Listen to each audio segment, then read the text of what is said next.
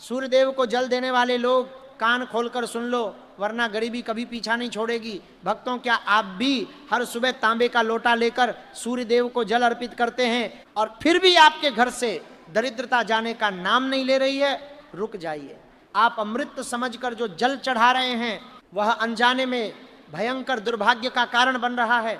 आपकी एक छोटी सी भूल सूर्य के शक्तिशाली वरदान को एक विनाशकारी श्राप में बदल रही है। आज मैं आपको जल चढ़ाने के पीछे का वह रहस्यमय विज्ञान और शास्त्रों का वह गुप्त नियम बताने जा रहा हूं, जो सदियों से आम इंसानों से छुपा कर रखा गया था। आज हम उन भयंकर गलतियों पर बात करेंगे जो अक्सर लोग सूर्यदेव को जल देते समय करते हैं। और याद रखिए, इनमें से 5वीं गलती तो इतनी विनाशकारी है जो अच्छे खासे धनवान व्यक्ति को भी रातों रात भिखारी बना सकती है। वह रहस्य क्या है, ये आपको जल्द ही पता चलेगा, लेकिन उससे पहले ये समझना बहुत जरूरी है कि आखिर ब्रह्मांड के सबसे बड़े ऊर्जा स्रोत के साथ हमारा जुड़ाव गलत दिशा में क्यों जा रहा है। सूर्यदेव केवल एक ग्रह नहीं है, वह इस पूरे ब्रह्मांड की आत्मा है। जब आप उन्हें जल अर्पित करते हैं तो आप केवल पानी नहीं गिरा रहे होते, बल्कि आप अपनी आत्मा का सीधा संपर्क उस महाशक्ति से कर रहे होते हैं। लेकिन क्या आपने कभी सोचा है कि जब हजारों लोग एक ही तरीके से जल चढ़ाते हैं तो कुछ लोग आसमान की बुलंदियों को छू लेते हैं और कुछ लोग उसी गरीबी और दुख में क्यों तड़पते रहते हैं? इसका उत्तर हमारी प्राचीन कथाओं में छिपा है। पुराणों में एक कथा आती है, एक बहुत प्रतापी राजा था। वह हर सुबह नियम से सूर्य देव को अर्घ्य देता था। उसके पास धन दौलत की कोई कमी नहीं थी, लेकिन धीरे धीरे उसके राज्य में अकाल पड़ने लगा, खजाना खाली होने लगा। राजा समझ नहीं पा रहा था कि आखिर उससे ऐसी कौन सी बड़ी भूल हो गई। जब वह एक महान ऋषि के पास गया तो ऋषि ने मुस्कुरा कर कहा, हे राजन, तुम्हारा जल सूर्य तक पहुंच ही नहीं रहा है। तुम्हारा जल धरती पर गिरकर सीधे पाताल की अंधकारमयी ऊर्जा को जगा रहा है। राजा ये सुनकर हैरान रह गया। और यही वो पहली गलती है जो आज के समय में हर दूसरा व्यक्ति कर रहा है। जल चढ़ाते समय दिशा और दृष्टि का गलत होना सबसे पहला कारण है। बहुत से लोग बस एक औपचारिकता पूरी करने के लिए सुबह उठते हैं, नहाते हैं और किसी भी दिशा में मुंह करके जल चढ़ाने लगते हैं। नहीं, ये कोई साधारण क्रिया नहीं है। जब आप जल चढ़ाते हैं तो आपके दोनों हाथ सिर के ऊपर होने चाहिए और जो जल की धारा नीचे गिरती है, आपकी दृष्टि उस धारा के बीच से सूर्य देव की किरणों पर होनी चाहिए। विज्ञान भी ये मानता है कि जब सूर्य की किरणें पानी की उस धारा से टकराकर आपकी आंखों में प्रवेश करती हैं तो वह 7 रंगों में बंट जाती हैं। ये 7 रंग आपके शरीर के 7 चक्रों को जागृत करते हैं, आपके मस्तिष्क की मृत कोशिकाओं को दोबारा जीवित करते हैं। अगर आप जल चढ़ाते समय इधर उधर देख रहे हैं या जल की धारा से सूर्य को नहीं देख रहे हैं तो आप उस दिव्य ऊर्जा को ग्रहण ही नहीं कर रहे हैं। आप बस जमीन पर पानी गिरा रहे हैं जिसका कोई आध्यात्मिक फल आपको नहीं मिलेगा। लेकिन ये तो बस शुरुआत है। जो 5वीं गलती मैं आपको बताने वाला हूं वह सीधे आपके घर की आर्थिक स्थिति से जुड़ी है। उसे जानने के बाद आपके पैरों तले से जमीन खिसक जाएगी। पर उससे पहले हमें दूसरी सबसे बड़ी भूल को समझना होगा। यह भूल आपके स्वास्थ्य और आपकी मानसिक शांति को अंदर ही अंदर दीमक की तरह खा रही है।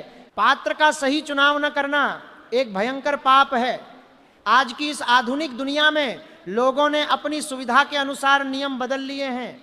कोई स्टील के लोटे से जल चढ़ा रहा है तो कोई कांच के गिलास से, और कुछ लोग तो प्लास्टिक के डिब्बे का भी इस्तेमाल कर लेते हैं। शास्त्रों में स्पष्ट रूप से लिखा है कि सूर्य देव को जल केवल और केवल तांबे के पात्र से ही देना चाहिए। तांबा सूर्य का धातु है। जब जल तांबे के लोटे में रखा जाता है तो वह जल सामान्य जल नहीं रहता, वह औषधीय गुणों से भर जाता है। जब आप उस तांबे के लोटे से जल अर्पित करते हैं तो तांबे के तत्व उस जल की धारा के साथ मिलकर आपके आसपास एक सकारात्मक ऊर्जा का घेरा बना देते हैं। स्टील या प्लास्टिक राहु और शनि के प्रतीक हैं। अगर आप इन धातुओं से सूर्य को जल देते हैं तो आप सूर्य और शनि का एक ऐसा टकराव पैदा कर रहे हैं जो आपके जीवन में भयंकर लड़ाई झगड़े, मानसिक तनाव और दरिद्रता को आमंत्रित करेगा। आपके बनते हुए काम अचानक बिगड़ने लगेंगे। आप सोचेंगे कि मैं तो भगवान की पूजा कर रहा हूं, फिर मेरे साथ बुरा क्यों हो रहा है। वो बुरा इसलिए हो रहा है क्योंकि आपकी पूजा का तरीका ही दूषित हो चुका है। अब बात करते हैं उस रहस्य की जिसके बारे में मैंने शुरुआत में चेतावनी दी थी। एक ऐसा रहस्य जो सीधे आपके कर्मों और भाग्य से जुड़ा है। आप जल कैसे चढ़ाते हैं, आप कहाँ खड़े होते हैं, इन सब बातों का आपके भाग्य पर बहुत गहरा असर पड़ता है। जब आप नंगे पैर सीधे नंगी जमीन पर खड़े होकर जल चढ़ाते हैं तो वह ऊर्जा आपके शरीर से होती हुई सीधे धरती में समा जाती है, आपको उसका कोई लाभ नहीं मिलता। आपको जल चढ़ाते समय हमेशा किसी आसन पर खड़ा होना चाहिए, खासकर लकड़ी का या कुशा का आसन। अगर आप सीधे जमीन पर खड़े हैं तो आपके शरीर की सारी ऊर्जा धरती सोख लेगी और आप दिन भर थकान और निराशा महसूस करेंगे। क्या आपके जल में वह तत्व मौजूद हैं जो सूर्यदेव को प्रिय हैं? ज्यादातर लोग नल से खाली पानी भरते हैं और चढ़ा देते हैं। यह एक और बड़ी भूल है। खाली जल कभी भी अर्पित नहीं किया जाता, इसे अशुभ माना जाता है। आपके उस तांबे के लोटे में थोड़ा सा कुमकुम, लाल फूल और अक्षत यानी साबुत चावल जरूर होने चाहिए। लाल रंग सूर्य की प्रचंड ऊर्जा को शांत करता है और उसे एक कृपालु ऊर्जा में बदलता है। जब आप कुमकुम मिला हुआ लाल जल चढ़ाते हैं तो यह आपके अंदर के आत्मविश्वास को जगाता है। जो लोग समाज में मान सम्मान पाना चाहते हैं, जिनकी नौकरी में तरक्की रुकी हुई है, उन्हें तो यह नियम अपनी गांठ बांध लेना चाहिए। बिना फूल और कुमकुम के जल चढ़ाना ऐसा है जैसे किसी मेहमान को खाली थाली परोस देना। क्या आपको लगता है कि ऐसा करने से कोई प्रसन्न होगा? बिल्कुल नहीं। और अब समय आ गया है उस पांचवी सबसे भयंकर गलती का पर्दाफाश करने का, जिसका मैंने वीडियो की शुरुआत में जिक्र किया था। आप सभी को अपने कान खुले रखकर इसे सुनना चाहिए, क्योंकि ये वो गलती है जो अनजाने में 99% लोग हर रोज कर रहे हैं और फिर रोते हैं कि उनके घर में पैसा क्यों नहीं टिकता। ध्यान से सुनिए, जब आप जल चढ़ाते हैं तो वह जल नीचे जमीन पर गिरता है। क्या कभी आपने इस बात पर ध्यान दिया है कि वह गिरता हुआ जल उछलकर आपके पैरों पर तो नहीं पड़ रहा? अगर सूर्य को अर्पित किया हुआ जल आपके पैरों को छू रहा है तो इससे बड़ा दुर्भाग्य और कोई नहीं हो सकता। ये साक्षात देव का अपमान है। जिस जल को आपने सूर्य की पवित्र ऊर्जा से भर दिया है, वह जल जब आपके पैरों की गंदगी और अशुद्धता से टकराता है तो एक भयंकर वास्तु दोष और पितृदोष उत्पन्न होता है। ये दोष आपके घर की सारी बरकत को खत्म कर देता है।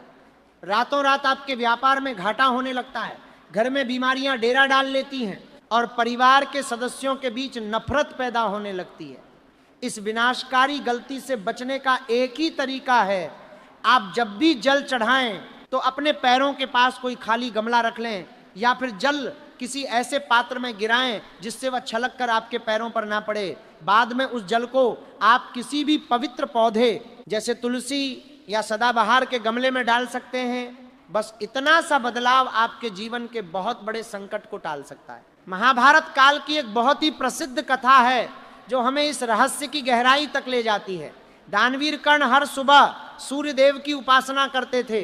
जब तक वह सूर्य देव को अर्घ्य नहीं दे देते थे तब तक वह अन्न का एक दाना भी ग्रहण नहीं करते थे।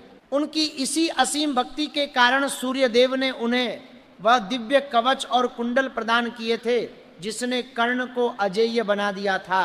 लेकिन कर्ण की उपासना में एक विशेष बात थी जो आज के इंसान भूल चुके हैं।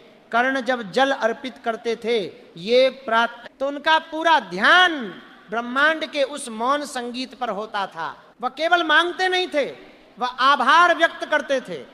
और यही हमारी छठी सबसे बड़ी गलती है। जब हम जल चढ़ाते हैं तो हमारे मन में क्या चल रहा होता है? हे भगवान मेरी नौकरी लगवा दो, हे भगवान मेरे पास पैसा आ जाए, हे भगवान मेरे दुश्मन बर्बाद हो जाएं। हम उस दिव्य समय को भी एक बाजार का सौदा बना देते हैं। हम बस मांग रहे हैं। जल चढ़ाते समय आपके मन में कोई भी सांसारिक इच्छा नहीं होनी चाहिए। उस समय केवल और केवल कृतज्ञता का भाव होना चाहिए। आपको धन्यवाद देना चाहिए उस प्रकाश का जो पूरी दुनिया को रोशन कर रहा है। आपको गायत्री मंत्र का जाप करना चाहिए या फिर ओम सूर्याय नमः का उच्चारण करना चाहिए। जब आपका मन शांत होगा और आप बिना किसी स्वार्थ के जल चढ़ाएंगे तो सूर्य देव आपकी वह इच्छा भी पूरी कर देंगे। जो आपने कभी मांगी ही नहीं होगी, आपकी खाली झोली खुशियों से भर जाएगी। लेकिन अगर आप लालच और डर के साथ जल चढ़ाएंगे तो आपको केवल निराशा ही हाथ लगेगी। और अब वो सातवीं और अंतिम गलती जो आपके समय चक्र को बिगाड़ रही है, समय का गलत चुनाव। सूर्य देव को अर्घ्य देने का एक निश्चित समय होता है। बहुत से लोग अपनी नींद पूरी करके सुबह 8 या 9 बजे उठते हैं और तब जल चढ़ाते हैं जब सूर्य पूरी तरह से आसमान में चमक रहा होता है और उसकी किरणें चुभने लगती हैं। यह एक बहुत बड़ा पाप है। शास्त्रों के अनुसार सूर्य को जल चढ़ाने का सबसे उत्तम समय वह होता है जब सूर्य उदय हो रहा हो, जब आसमान में लालिमा छाई हो। इस समय सूर्य की किरणें सबसे अधिक कोमल और ऊर्जावान होती हैं। उदय होते हुए सूर्य को जल देने से आपके जीवन में भी उन्नति और सफलता का उदय होता है। अगर आप दोपहर के समय या तेज धूप में जल चढ़ा रहे हैं तो आप सूर्य की उस उग्र ऊर्जा को आमंत्रित कर रहे हैं जो आपके जीवन में क्रोध, अहंकार और विनाश लाएगी। आपकी बुद्धि भ्रष्ट होने लगेगी और आप गलत फैसले लेने लगेंगे। इसलिए अपने आलस्य को त्याग दें। अगर आपको जीवन में कुछ बड़ा हासिल करना है तो आपको सूर्य से पहले उठना पड़ेगा। जो इंसान सूर्य को जगाता है वह दुनिया पर राज करता है और जिसको सूर्य जगाता है वह जीवन भर संघर्ष करता रहता है। इन 7 गलतियों को जानने के बाद अब आपको यह समझना होगा कि सही विधि क्या है और इसका हमारे शरीर के भीतर कैसे असर होता है। जब आप सही समय पर, सही पात्र में, सही सामग्री डालकर, सही दिशा में खड़े होकर जल चढ़ाते हैं तो आपके शरीर के आसपास जो आभा मंडल होता है, जिसे हम ऑरा कहते हैं, वह एकदम शुद्ध और शक्तिशाली हो जाता है। हमारे शरीर में 7 प्रमुख चक्र होते हैं और सूर्य का प्रकाश जब जल की धारा से छनकर हमारे शरीर पर पड़ता है तो मूलाधार चक्र से लेकर सहस्रार चक्र तक एक दिव्य ऊर्जा का संचार होता है। जो लोग हमेशा बीमार रहते हैं, जिनके शरीर में प्राण ऊर्जा की कमी होती है, अगर वह लगातार 41 दिन तक इस सही विधि से सूर्य देव को अर्घ्य दें तो उन्हें किसी भी दवा से ज़्यादा असर दिखाई देगा। उनकी त्वचा पर एक अलग ही तेज आ जाएगा। उनकी वाणी में वह आकर्षण पैदा हो जाएगा कि लोग उनकी बात सुनने को मजबूर हो जाएंगे। लेकिन याद रखिए, कोई भी आध्यात्मिक अभ्यास रातों रात जादू नहीं करता। इसके लिए आपके भीतर निरंतरता और अटूट श्रद्धा का होना बहुत आवश्यक है। अगर आप केवल 1 दिन या 1 हफ्ते जल चढ़ाकर चमत्कार की उम्मीद करेंगे तो आप खुद को धोखा दे रहे हैं। प्रकृति अपने नियम से चलती है और सूर्य देव प्रकृति के सबसे बड़े नियामक हैं। वह अनुशासन के देव हैं। अगर आपके जीवन में अनुशासन नहीं है, अगर आप आज सुबह 6 बजे जल चढ़ाते हैं और कल 9 बजे, तो ये अनियमितता आपके जीवन में भी अस्थिरता लाएगी। सूर्य को जल चढ़ाना केवल एक पूजा नहीं है, ये स्वयं को अनुशासित करने का एक बहुत बड़ा माध्यम है। हमारे वैदिक ज्योतिष में सूर्य को पिता, आत्मा और मान सम्मान का कारक माना गया है। अगर आपकी जन्म कुंडली में सूर्य कमजोर है या राहु और शनि जैसे क्रूर ग्रहों के प्रभाव में है तो आप जीवन में चाहे कितनी भी मेहनत कर लें, आपको कभी भी वह सफलता नहीं मिलेगी जिसके आप हकदार हैं। आपको हमेशा अपने ही लोगों से धोखा मिलेगा। आपके पिता के साथ आपके संबंध खराब रहेंगे।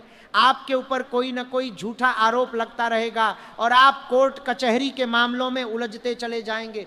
इन सब भयंकर कष्टों से बचने का एकमात्र अचूक उपाय सूर्य देव को सही विधि से जल अर्पित करना ही है। लेकिन जब आप उन गलतियों के साथ जल चढ़ाते हैं तो आप अपने कमजोर सूर्य को और भी ज्यादा कमजोर कर देते हैं। आइए इसे थोड़ा और गहराई से समझते हैं।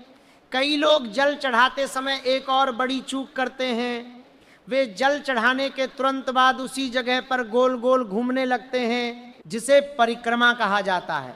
परिक्रमा करना बहुत अच्छी बात है, लेकिन क्या आप जानते हैं कि एक ही जगह पर खड़े होकर गलत दिशा में घूमने से आपके शरीर की चुंबकीय ऊर्जा छिन्न भिन्न हो जाती है। हमारे शरीर का अपना एक मैग्नेटिक फील्ड होता है जो पृथ्वी के मैग्नेटिक फील्ड के साथ जुड़ा होता है। सूर्य को जल देने के बाद हमेशा दक्षिणावर्त दिशा में, यानी घड़ी की सुइयों की दिशा में ही 3 बार परिक्रमा करनी चाहिए। अगर आप इसका उल्टा करते हैं तो आप उस सकारात्मक ऊर्जा को पूरी तरह से नष्ट कर देते हैं जो आपने अभी अभी जल चढ़ाकर प्राप्त की थी। इसके साथ ही जल चढ़ाने के बाद कुछ लोगों की आदत होती है कि वे तुरंत आकर बिस्तर पर लेट जाते हैं या सो जाते हैं। ये तो ऐसा हुआ कि आपने अभी अभी सोने का खजाना प्राप्त किया और उसे कचरे के डिब्बे में फेंक दिया। जल चढ़ाने के बाद का जो आधा घंटा होता है वह बहुत ही संवेदनशील और जादुई होता है। उस समय आपके शरीर के रोम रोम में सूर्य की ऊर्जा प्रवाहित हो रही होती है। उस समय आपको शांत बैठकर ध्यान लगाना चाहिए। अगर आप उस समय सो जाते हैं तो वह ऊर्जा सुस्त पड़ जाती है और तमोगुण में बदल जाती है। एक और रहस्य जो मैं आपको बताना चाहता हूं वह है तांबे के पात्र के नीचे का हिस्सा। बहुत से लोग जल चढ़ाते समय लोटे को नीचे से पकड़ लेते हैं। शास्त्रों के अनुसार जब आप सूर्य को अर्घ्य देते हैं तो लोटे को हमेशा दोनों हाथों की हथेलियों से इस तरह पकड़ना चाहिए कि आपकी उंगलियां लोटे के किनारों को छुएं। लोटे का जो सबसे नीचे का हिस्सा होता है उसे कभी भी हथेली से नहीं ढकना चाहिए।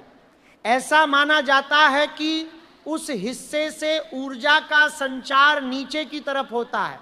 अगर आप उसे ब्लॉक कर देंगे तो जल का प्रवाह और उसके साथ जुड़ी हुई प्रार्थना भी ब्लॉक हो जाएगी। जल हमेशा एक समान धारा में गिरना चाहिए, वह धारा बीच में टूटनी नहीं चाहिए। जल के गिरने की वह लगातार टूटती और जुड़ती धारा आपके जीवन में भी रुक रुक कर आने वाली सफलताओं का कारण बनती है। एक अविरल धारा ही आपके जीवन में एक अविरल प्रगति लेकर आ सकती है। क्या आप जानते हैं कि हमारे पूर्वज इस रहस्य को बहुत अच्छी तरह से समझते थे? उनके पास आज के जैसी सुख सुविधाएं नहीं थी, लेकिन उनके पास मानसिक शांति और शारीरिक बल अथाह था। वे प्रकृति के साथ एक लय में जीते थे। उन्होंने हमें ये अनमोल ज्ञान विरासत में दिया था, लेकिन हमने आधुनिकता की दौड़ में उन सभी नियमों को पीछे छोड़ दिया।